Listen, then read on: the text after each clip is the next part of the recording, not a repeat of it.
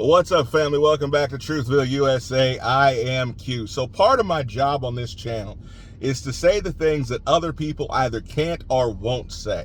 And I kind of take that job very seriously, and many times I enjoy it and I embrace it. This particular day, I'm not going to enjoy doing this, but it must be done. And I know I'm going to upset a few of you guys, but I love you anyway and hope that you can still love me. So we've had a whole lot of conversations about Donald Trump's VP candidate, right? And at the end of the day, Donald Trump's going to do what he does, but I do believe that he's listening to the people. I do believe that he is putting a little bit of weight on who the people want as a VP.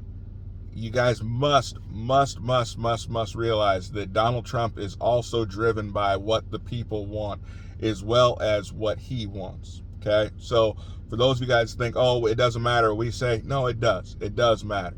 So, but let me get into this. So I've heard a lot of people say, oh, I want Tim Scott. He's a big name on the list. I want Tim Scott. I want Ben Carson. Let me address the Tim Scott thing first and foremost. One, I don't trust Tim Scott. Not because I think Tim Scott is a bad person. Don't say that. I don't believe that necessarily. The problem is anyone who's been in that Washington establishment for much time, I don't trust. I don't. I don't know that he's a bad person. I just have my issues.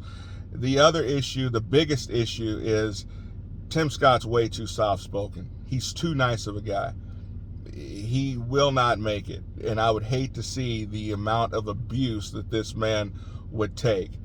There is a subclass of people in the United States, and that is the black conservative.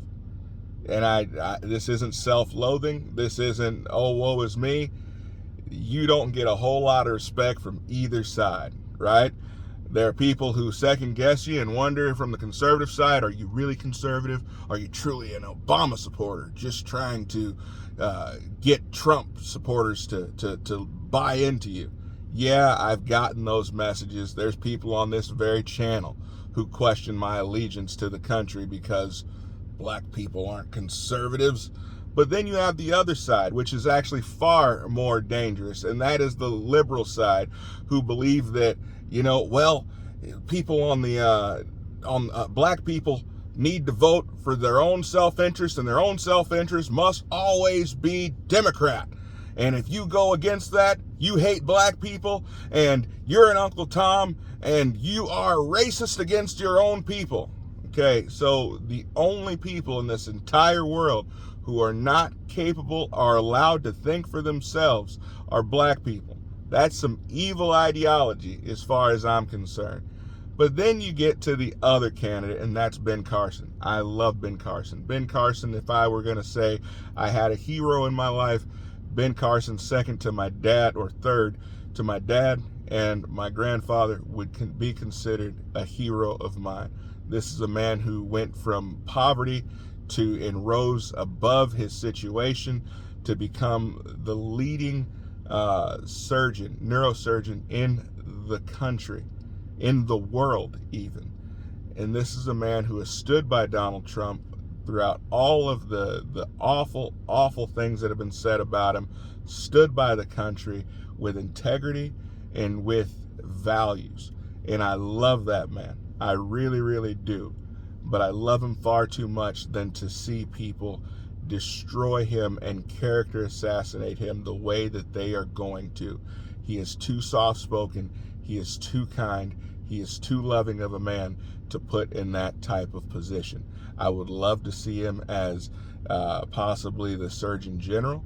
I think that would be fantastic.